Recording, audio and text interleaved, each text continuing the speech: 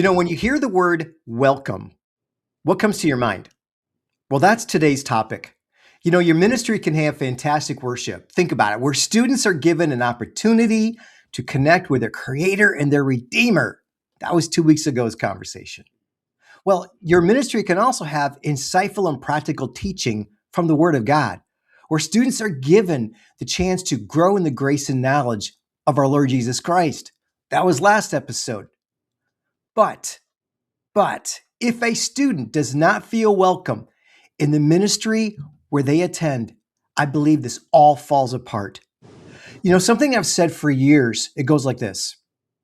While Christ-likeness is the goal, relationships are the glue.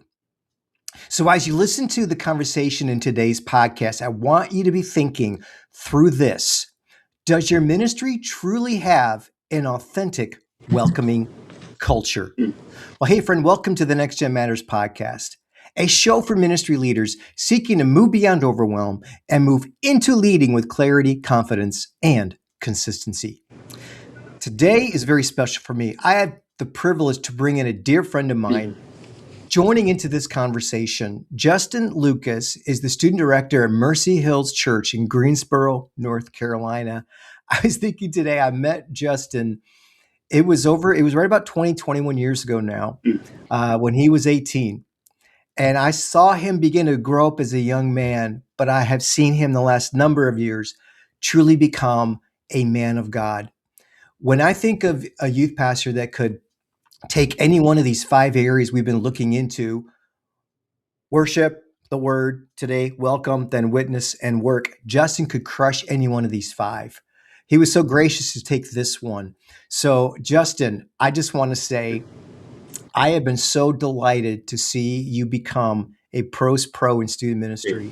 And it's been almost 20 years for you now. So you're about where I was when I became a prof, like for you. Yeah. That's when I met him, was his freshman year at Liberty University. I was his teacher, right? Yeah. So Justin, welcome to the Next Gen Matters podcast, man. Hey, thank you so much for having me. Let me just say to everybody listening or watching today, I've been doing student ministry for just under 20 years, and Doc has been just a mentor in my life the whole time. And before I kind of go into the rest of it, I would love to say, like, there was a season, I'd gone through a lot of things, and a season in my life where multiple seasons where I was ready to just kind of throw in the towel. And every time Doc's presence was there in my life, kind of holding the rope for me, just kind of helping me to not kind of go under. But then I remember I was right at the edge. I was ready to walk out, and I took the sustainable course. And I just want to tell you, for those of you guys in that world, that meant everything to me. And I don't know I'd be where I'm at today without it. And so, Doc, I just want to publicly say thank you for honestly how you changed my life. And so I really do mean that. I don't say that lightly. But those who are kind of considering stepping out, maybe give it a shot, take sustainable, walk through that, and then make your decision afterwards. But I mean, I love talking about this subject of being like welcoming environments is important to me because I have a son who's going into the 6th grade. And in my role now at Mercy Hill, I get to set the strategy, the content, and I get to manage and coach my staff, my teams, and my campuses. And so, man, this is near and dear to my heart. So I'm looking forward to it. Right. And let's set that up a little bit. You and Chris have been married how many years now? Oh, gosh. We got married January of 2009. So whatever the math is there, that's 17 years. Yeah, 17 years. That's wild, dude. Yep. And you got 2 little dudes who aren't little anymore. No. So my oldest is in 5th grade. My youngest is in 3rd grade. Both wild boys. So we work in the Greensboro area, but we live in the country. We're a little bit of barn cats. But we do that so that my ADHD buck wild boys can just kind of take their shirts off and run out in the backyard, and we don't even care.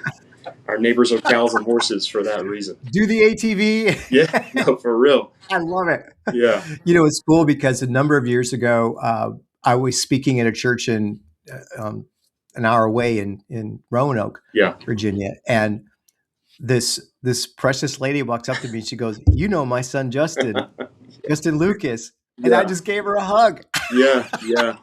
That was my sweet and she hugged back. It was all good, right? Yeah. And I got to know Justin's mom and dad. And it was so cool for me to to get to know them. And then those few weeks I was preaching there, kind of in between lead pastors, right? Hmm. To get to have this relationship with them. And of course, the big thing now is, your mom and I are Facebook friends, your Yeah, dad and I are Facebook friends. yeah. That's So that's the you importance. can tell on me if I ever do anything wrong. That's really what it is.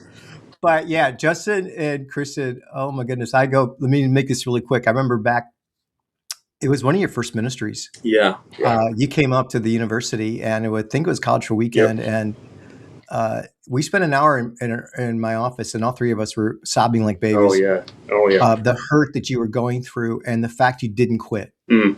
And then the next station, if you will, the next environment that God placed you in, the next church, was not easy either. No.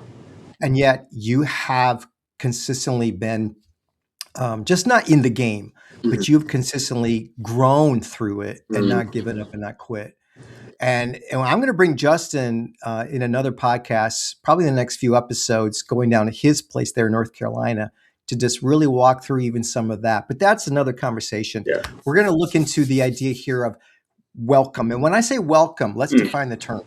Yeah. I'm not saying welcome, meaning what's your standard operating procedure, your SOP for Mhm. how to onboard a brand new student. That's important. Mhm. But to me, welcome is going way beyond just that. Does the new person feel like they belong? That's important. But when I say welcome, I'm thinking at all times, whether it's your lead pastor's 10th grade daughter, it's the person who's always there, your staff members, kids, anybody who's there has that sense in their Yeah. heart of, I belong, I'm wanted here, and I'm valued here. There is that sense of, we use the word community. That's what I'm talking about. Yeah. So, Justin, I have a number of questions for you. Let's rock and roll. Yeah. Let's go. What role does that sense of welcome, connection, community play Mm. within the life of a ministry, and then even your ministry? Yeah. I mean, you've been in a number of churches. So what role Yeah. does welcome play in the life of a student ministry? Well, let me just say, if you're a listener, you probably fall in one of two categories. You're either the person that's highly relational or a bit more administratively minded. And so the administratively minded person usually jumps to great environments, the way teams are structured, feels. And we're going to talk about that a little bit, but really, I think the person who's relational is like, duh, this is a no-brainer. I get it. Yeah. But I think the underlying side of it is that growth is built on the back of meaningful connections, not just great environments. So we have to say, hey, we have to be creating meaningful connections. But for the first time guest, it's super, super important because we want them to come back. We want to retain them. Right. But you got to also be consistently thinking about the retention of the kid who's bought in.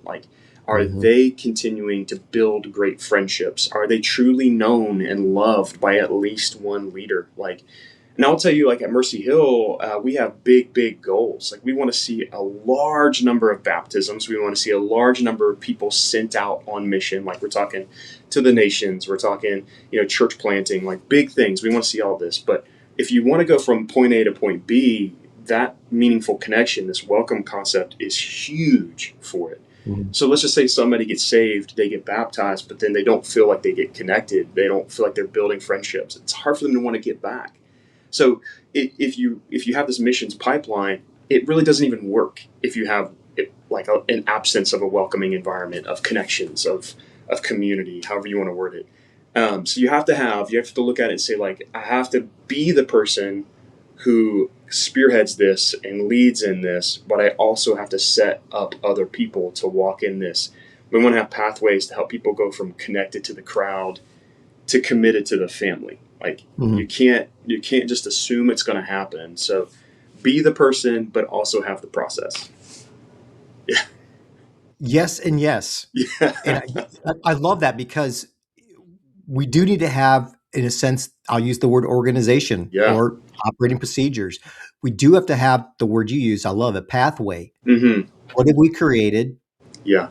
So when a new person walks in, and I've said it like this in coaching I've done, what do you do when a new person, a teenager, is dropped off by their mom or dad at the parking lot or at that front door to that room where you have your environment, your worship center, whatever, your auditorium, whatever, your youth room, right? Yeah, yeah. And by the time that parent then picks them back up that night and they say, hey, honey, how did it go? Are they going to say, I never want to go there again? Yeah, yeah. Or are they going to say, they're just like shouting crazy stuff like, I just can't wait to come back next week. Yeah, absolutely. And Justin, Absolutely. how do we get that student, that newbie, Oh man. to have that experience where they're like, Dad, Mom, I can't wait to go next week? Yeah. Walk me through that. All right. So if we kind of want to say, how do we build this culture? Is really what we're after, Yeah, right? yeah. So like, we want to build a culture of being welcome. You want to be known for that. So it's one thing to say, like, have you built a really great weekly program that people love to be at? Like, that's kind of like it's a part of it, right? But at the other side of it is like, man, when they actually show up, are they building the friendships? Are they being known by people in a way that says, like, I love being there? I've often said it like this in coaching environments. I've said, hey, I can get students to go dig ditches in the middle of the summer if I could promise them great community. Like, Mm, and like the most undesirable like situation, if there's great mhm. community, they'll go. They'll be a part of it. And so kind of going back to the people process thing, man, I love to kind of tackle people and then talk a little Yeah, bit about do it. process. um, so the first thing that we do is we say great leaders participate, they do not spectate. And that's just sort of a phrase that we use all the time. We say it until our leaders are absolutely sick of hearing it. But the reality is that our staff have to set the tone. Like we control the thermostat. So if I tell leaders you have to participate, not just spectate, but I'm off to the side, leaning against a wall, only talking to leaders, only talking to parents, like only like doing those things, then it's really hard for them to do that. We got to model to them what it looks like to get off of the bench and step into the game. I'll tell you from there, like you want to make sure that you have adequate amounts of volunteers so that you're not carrying the load by yourself. Like you need to replicate more people because if you're trying to carry, it doesn't matter if you have 4 kids or 400 kids.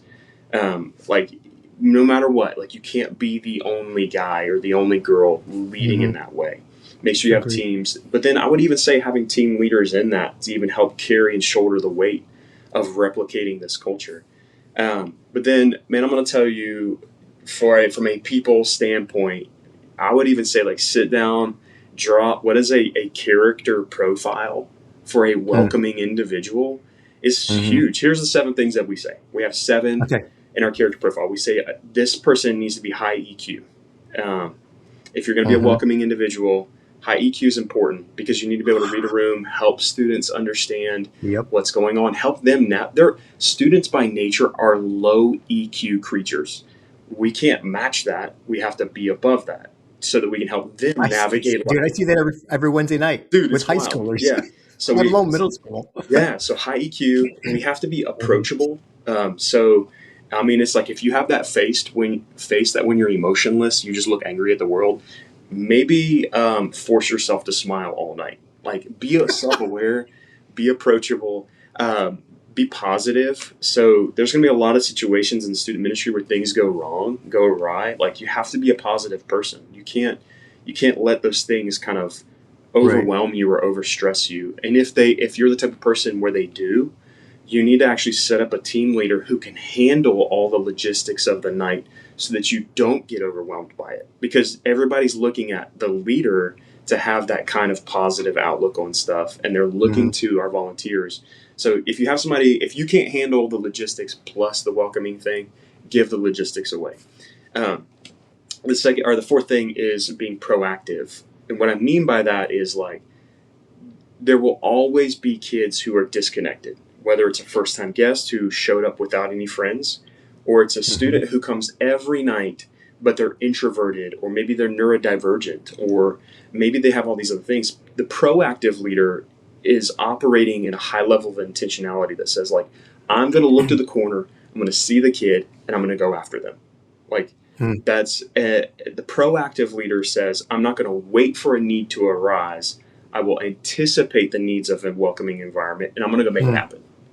Good for Uh, you. Hey, if I can jump in on that, I yeah, saw it again last night. We have a ninth grader, and I work with 11th and 12th grade guys, so yeah, that's my group, right? But, we have the first, 15, 20 minutes, 9 square, the whole thing, yeah. right? Just connection time.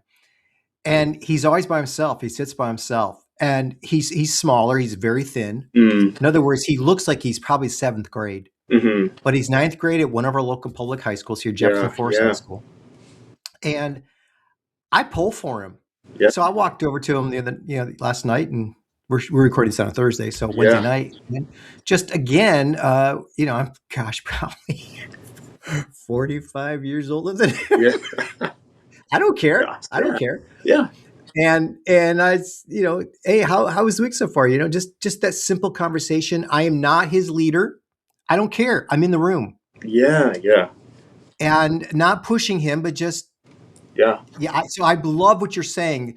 All of us, all hands on deck. Absolutely. You have to look Whether at it's me as the volunteer or you as the student lead, yeah. Yeah. You have to all look at the hands on deck. whole thing, not just your little pocket. So we have a lot of group leaders. So it'll be like this guy has seventh grade guys, or these ladies have 10th grade girls or whatever. A lot of times they can get so isolated and so consumed with their little pocket that they'll miss people who aren't in their little grade and like group Exactly. level. So you have the proactive leader says, "Hey, it doesn't matter. Like I care about the whole." The intentional leader says, "I'm going to go do the thing, like whatever it is. I'm going to live with intentionality." It's the intentional group leader in that setting is saying like, "Hey, little Debbie cakes might make a more welcoming environment. I'm just going to go spend $3 at the Dollar General and get a few snacks." Now, the last two I think are really important on our list because number 6 is inquisitive, and I will tell you one of the biggest setbacks that I think some leaders have is that they want to tell their own story way more than they want to ask questions. And for a student to feel welcomed, they have to feel seen and valued. And so we have to be willing to kind of like table our own story in order to learn theirs. Like there will be a moment when it's appropriate to tell about whatever story you've got, but we have to ask good questions and get to know students and learn about who they are, and care about that more than saying whatever we want to say. And there'll be, like I said, there'll be moments for that, but that's just kind of reality. You want to make a kid feel seen, ask them about all the things they have going on and take a genuine interest in it. The last one is energetic. Now that looks different for everybody. When I say energetic, people genuinely think, oh, the like peppy college kid who's bouncing around all over the place. The reality is I turned 40 this summer and I love summer camp, but I'm grumpy in the mornings. That energy looks a lot different, right? So energetic doesn't necessarily mean that. It just means like I'm not going to be apathetic or lethargic. I'm going to actually step into it with joy, and like I'm going to love doing what I'm doing. And for us, that's the character profile of like a welcoming person, and we apply that a lot to our group leaders and to our people who are much more student facing. But you got to kind of even look at it for your own ministry and say, who are those people? Who do I need to put through that character profile? If it's like a production coordinator, man, you probably don't need to worry about that. But if they're in the parking lot greeting parents as they're dropping kids off, they absolutely need that. But if they're a group leader, they need that. Honestly, we have security teams. We put our security teams through this kind of conversation because they need to have high EQ when they're dealing with other issues. So I agree with that. Yeah. I've seen the opposite. Oh yeah.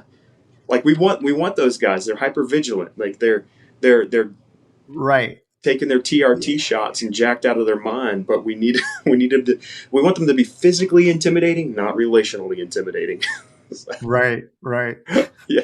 Jesus loves you, and so do I. Justin, what you have created, I love that. By the way, those 7, we're going to put in the show notes as well, because I want everyone to walk through these in your own mind.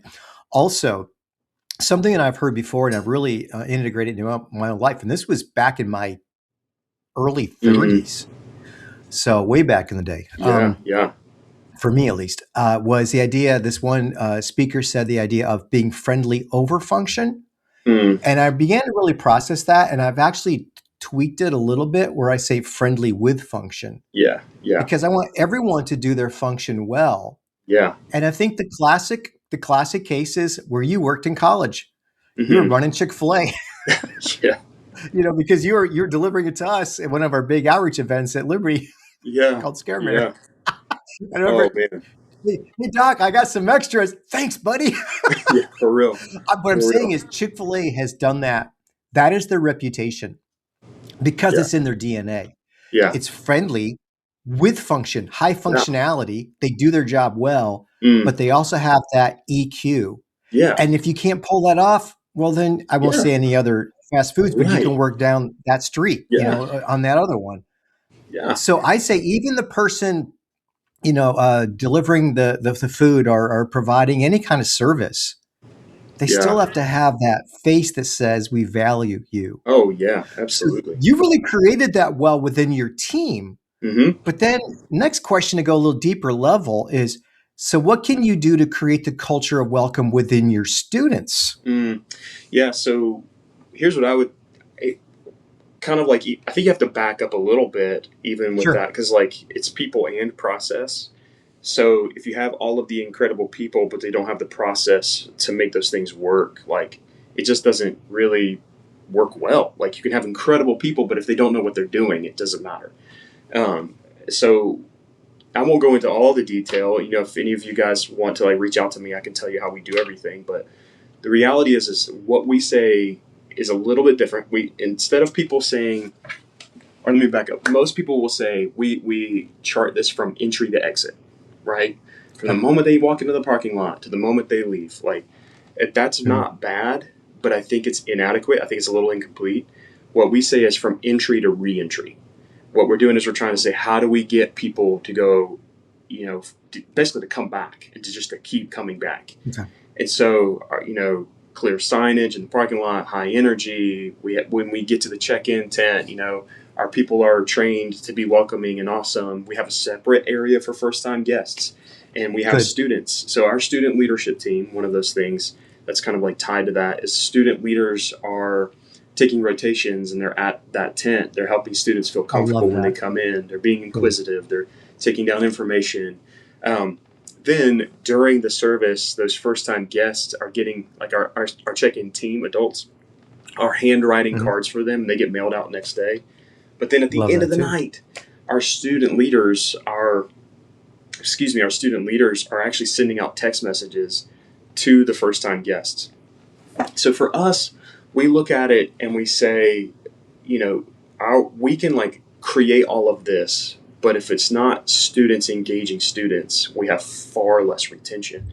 And so we try to incorporate our Absolutely agree student with that. leaders in the middle of it. And I so, absolutely agree with that. yeah, I mean, you've got to. I mean, one of the things that we see, students, adolescents, their brains are hardwired for rebellion because they are looking for autonomy. What's mine to own? And so, if we can get students to own the ministry, it'll just be far more effective. And so, we include our student leaders on our greeter teams and our parking teams and our setup teams. We put our student leaders like in the follow up teams, like they're there, but we have people developing them for all of those things in that character profile, saying like, hey, this is the kind of person you need to be when you get there. Be intentional, follow up, find the kid who's not engaged, like just the Mhm. whole thing. So you can accomplish, I'm being a little sarcastic when I say this. So a student ministry leader, youth pastor, whatever, can accomplish that just Mm, by doing a couple of talks twice a year, gosh, no. right? Yeah, absolutely, absolutely. Goes a No, little deeper than that, doesn't it? yeah. So for us, we have a student leadership team. We have a middle school team and we have a high school team, and they run through the course of the entire school year, and they're getting cultural leadership and evangelism development throughout all of that. But then we Mhm. have layers that go deeper. This is a totally different conversation on leadership, but we Mhm. have layers that go even deeper than that with our disciple making intensives, with launching movements in schools, with um, Mhm. doing what we call a summer project, which is an 8-week Sent initiative. But in all of those things, we talk about character, we talk about what it looks like to love people well, to care for people well. But we also, in our talks, like we put together the intentional next steps thing. So, like, every talk has a very actionable, like, um, application point, but then the groups and then their conversations and then their dynamics are really helping students like walk these things out. And so we are regularly talking about what it looks like to be an invite culture where we're constantly inviting people in, where we're loving and caring for each other as brothers and sisters, and where we're like engaging a lost world. And so Mhm. you Mhm. don't you don't build a welcoming culture through a couple of talks. It has to be a core value. Like for us, we have 4 core values as a whole church, and community is one of them. So it's pervasive in all that we do. It permeates everything. And that's just how it has to be. So if you want a welcoming environment, it has to be the thing or one of the things. Okay, so let's go from we have helped a new/newer student Yeah. feel welcomed. Yeah. But what about the student who's been in the church all these years? Your own boys, for example. I think sometimes they can be left out. I mentioned to you off the air that as a pastor's son myself, no one ever looked at me and said, "Hey, Rich, thank you for being here tonight." It was assumed I would be there because that was, air quotes, my job as a pastor's kid, to be in church. Yeah. And if for some reason I wasn't, which I never was allowed to skip, but if I wasn't, anyway, you know what I'm saying? Yeah, absolutely. So I think sometimes we can overemphasize the internal, just us. That's a group mentality. And you know my heart and passion that we want to be a ministry, not a group. Or then we maybe swing the pendulum or take the steering wheel to the car, the other extreme, to go, we're so focused on the new person that we seem to forget, has someone really given an authentic, caring shout out, connection piece to those who are on the inside? So talk us through that. How do we make sure that everybody, no matter if they're on the inside or they're just newer, feels like I was valued, loved, and cared for tonight? Yeah, absolutely. So we talk a lot about, at Mercy Hill, the language we use is from connected to the crowd to committed to the family. And we do that through what we call the Acts 2 flywheel, which is gather, group, give, go. And we hope that people get into that and just keep compounding in their discipleship. So we get people into the gathering. We want to help them stick by building relationships. But one of the things that we do is we get them plugged into groups. And so I'm a firm believer that it's really, really difficult to have a welcoming environment without a solid groups ministry. So because the reality is like, for us, we can have, at our back to school event, we had 500 students there. Like, it's easy to kind of just ease into the background. But I've also had ministries, like, I've had everything from 3 students in the ministry to like 500, and so like for those in here, it's like, oh, he's just the mega church guy. It's like, well, I've also done this with like small environments. And so, yes, you have. And so the reality is like, this is a truth that transcends church size. If you do not have opportunities for those students, for every student to walk in and build friendships, you will have a hard time getting people to stick. So they have to be building friendships, and you do that through community, and you do that through closing the circle. Now, a while back, Fuller Institute kind of came out with this research that said, like, we used to do the 1 to 5, like 1 leader to every 5 adults, but they're saying, hey, if we can flip that and we have 5 gospel-centered adults for every 1 kid, like, they're more likely to stick. And so we push students to say, be a part of a group. So like, they're in the gathering already, right? Be a part of a community group. Like get involved, be known and loved by those leaders, be known and loved by peers in that group. Then we ask them to join a serve team. We say, hey, like, we want you to really stick here. And all of those leaders, all of those team members that are there, those adults, are being trained to build welcoming environments for the people on their teams. And so we're saying, hey, the more you can get involved in the family, the more welcomed you're going to feel. But kind of a side note on that, we still live in a sin-fallen world. And so I'll put it like this, our 11th grade had this massive cultural issue about a month ago, just kind of blow up. And man, we saw it in their attendance. They were just dropping off. Like, you see like 40 11th graders, and then one week it's like 20, then 12. And it's like, what is going on? Well, there was a culture issue. And the way that we had to make them feel welcomed was to kind of step into their world and say, how do we shepherd and navigate conflict amongst these people? And as we did that, you start to see restoration and reconciliation. And so welcoming is a huge thing. We naturally gravitate towards the first-time guests, like you're saying, toward making the kid, retain and keep coming back. But it's an ongoing shepherding issue. Yeah. What you just shared, interesting enough, excuse me, with the Fuller Institute, the research that was done on that. I'm a simple guy, but I saw that same need back Oh yeah. on the West Coast when I was serving out there. We actually had 5, let me say, like concentric circles Yeah. of touch points. Hmm. I wanted ideally students to be in, whether they knew it or not. They were already in a group. Yeah. I just if they were on the roster, they attended. In other words, same grade, same gender for contact purposes. Um, I'll make it really quick. But on breakouts on Sunday morning after my lesson, my sermon, my talk, whatever you want to call it, that quick touch point on reviewing the lesson and some application, Hmm. that was same grade, same gender. But Justin, you probably remember this in classes with me back in the day. But then on Wednesday nights, we pivoted to going to home groups based on high school campuses. Yeah. Yeah. And then even within that then took the big high school ministry down to smaller gatherings. Hmm. But what they had in common was the same high school Yeah. slash neighborhood, because any Christian school slash homeschool then was in that group. But even within that, after the conversational style of lesson, Yeah. they also had breakout groups, and those were intentionally mixed, same gender, Hmm. but for every 12th grade was a ninth grade, 11th grade, 10th grade. So what we were creating was on Sunday morning, you connected, let's say, take a ninth grader, for example, a ninth grade young man was connecting Hmm. with other ninth graders at different schools. Yeah. But if he went to Wednesday night, he was now intentionally connecting with those who were 11th and 12th grade. The goal was, to get them to rise up as mature follower of Jesus as a ninth or 10th grader if my 11th and 12th graders were rising up in their own walks with Right. Jesus. Right. Right. What was also happening there was they had more adult connections Yeah. because they had a host family. Then we also wanted them in discipleship groups and accountability groups. And that was 4 and 5, 3 and 4. Then the Hmm. fifth one was a serving team. And just exactly what you created. Yeah. And I was just Yeah. realizing, again, and my simple mindset was the more adults they connect with, the greater the chance they have to stay in our church. Mm. And they did. Yeah. Absolutely. And the greater connection they have with their peers. Yeah.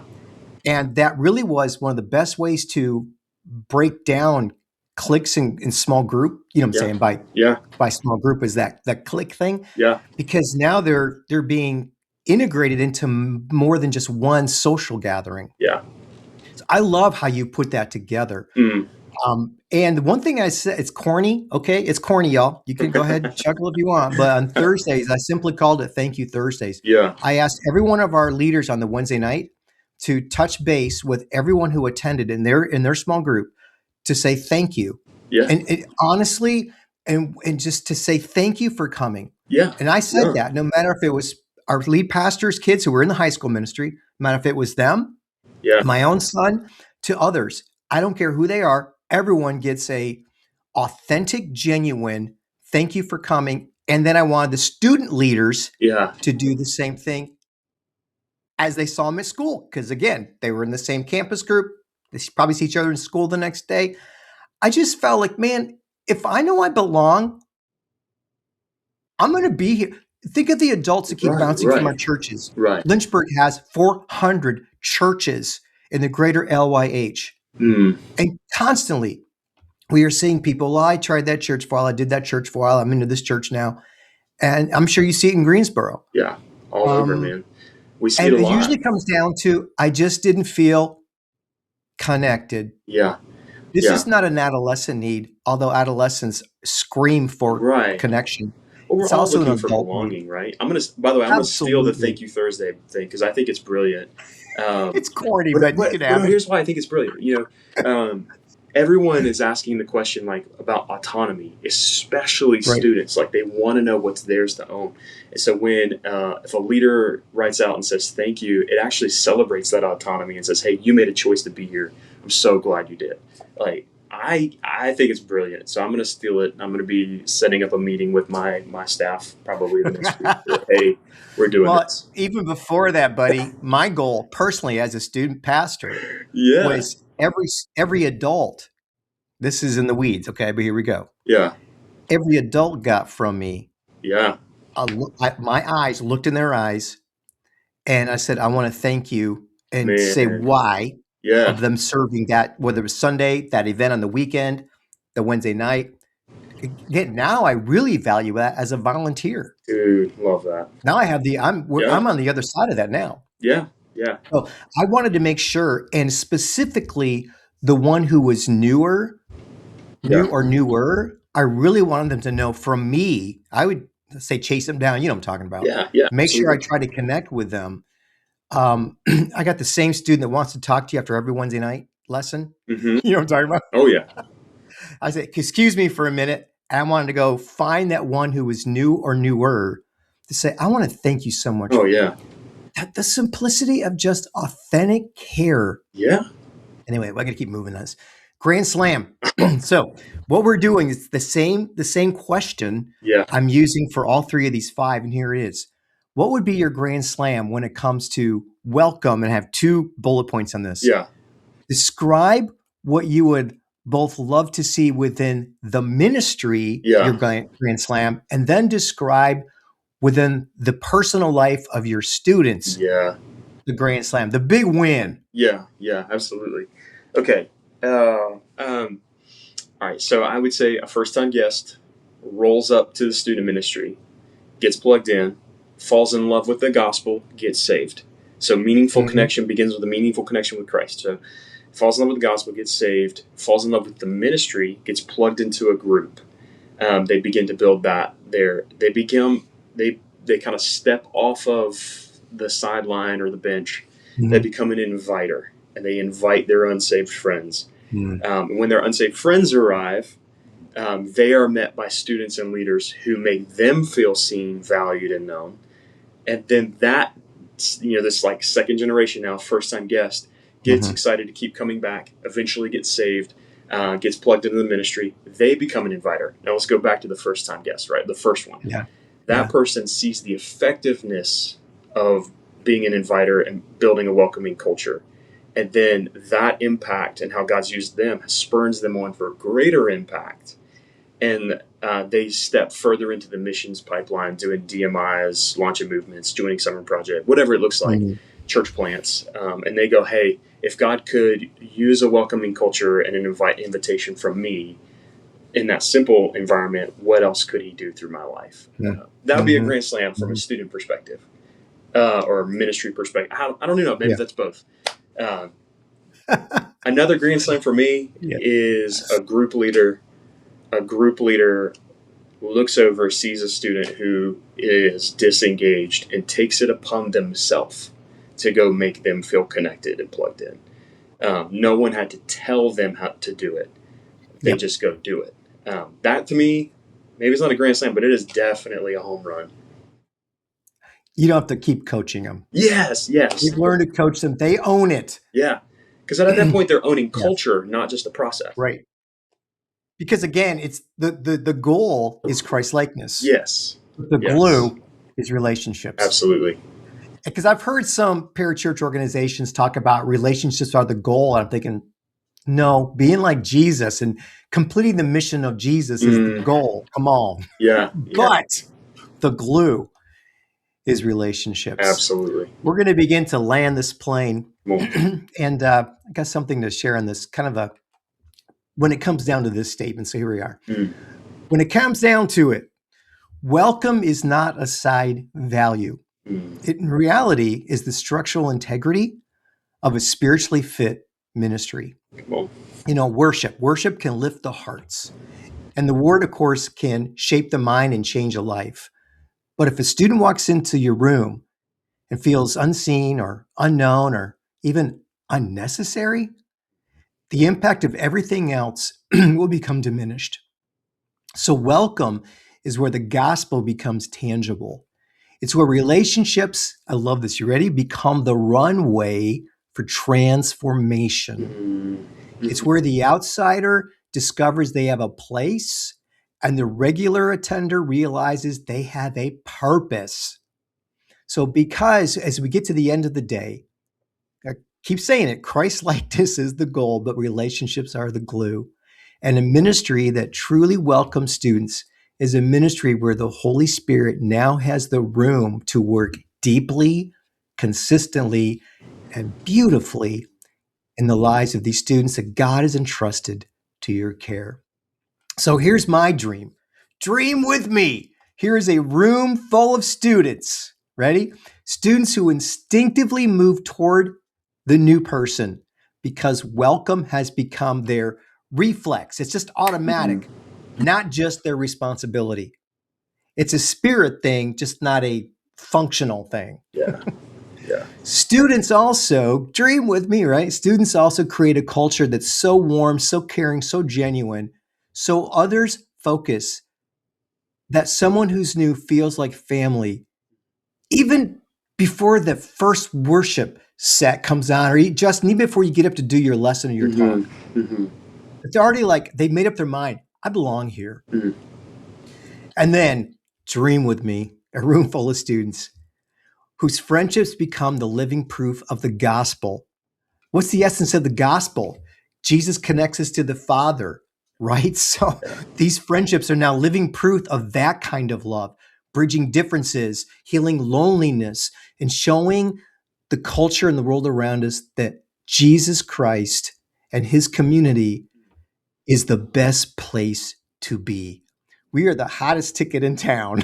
Yeah. It's not because of what we do, it's because of how we love. Come on, Yeah. right?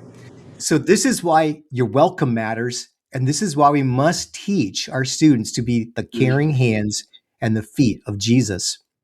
And this is why spiritually fit ministries will create that caring and welcoming environment. Yeah. Well, every episode ends with a call to action. I've asked Justin to kind of give us his on the quick. Justin, I, as a leader, how could I personalize a sense of having a presence and a heart of being a welcoming person? Yeah. And I do some self-evaluation. Are when it comes to relationships, when it comes to welcoming, are you the kind of leader your team could model their leadership after? I think it's a deep evaluation question. So, from the personal standpoint, man, take a look. How are you doing? Are you that kind of person? Then how do I model it? And again, not to showboat it, Yeah. not to be a Pharisee, but like 1 Corinthians 11:1, follow me as I Yeah. follow Christ. So Yeah. how could I model it? And I think you just got to do it. I don't. I think it has to be a core value. Like you have to Mhm. look at it and say, today I am going to hyper intentionally find the kid who's disconnected and help them get connected. Today I'm going to approach the leader and say thank you, like you talked about. Today I'm going Mhm. to find the kid that I think may be super connected and ask them if they will help other kids get connected. Mhm. Mhm. The Mhm. model is just to simply lead the way and just to do it. Yeah. Yeah. And then finally is give us an action point on how can I teach this? Yeah, man. I will tell you the phrase "we participate, not spectate" has been Mm. the biggest Mm. help in our ministry with our team. And so, Mm. we by modeling it, we naturally teach how to do it. By writing things down like a character profile, we give the culture that we're looking for. Mhm. But by Mhm. looking at your leaders and giving them these simple, like repeatable phrases like participate, don't spectate, we let them know what Mm. we expect out of Mhm. them. And so if you want to teach your team how to do it, man, be super, super clear that it's an expectation, but then Yeah. give them the support to help them accomplish it as they need it. Wow. Justin, thank you so much for Yeah. sharing your wisdom, your life with us, and this has been good. This has been fun. Yeah. So, listener, thank you so much for joining in the Next Gen Matters podcast. If today has ministered to you, I want to hear from you. Rich at nextgenmatters.com. I have my email also in the show notes, and I'll have Justin's email there as well for you to Yeah. reach out to him. I'd love to hear from you. Sincerely, love to get some feedback on how this has been of a benefit to you. Mm. Whether you listen to it at the beginning of when this is being released or a year or two from the release date, it doesn't matter. Reach out. Love to Yeah. hear from you. Absolutely. If you've not yet subscribed to our Thursday Tool email, please do. You can find the link in the show notes on that. And also, make sure you know the drill, right? Like and follow these on social platforms and get this word out. I am praying that God will grow this, not for my sake, but I sincerely want to see this be a resource to Mm. leaders to then help empower them to help their leaders become more effective. Justin, again, thanks for coming. Absolutely. It's been And enjoyable. lastly, to say, your leadership matters because your ministry matters, because the gospel matters. Mhm. Take care and have an exciting week.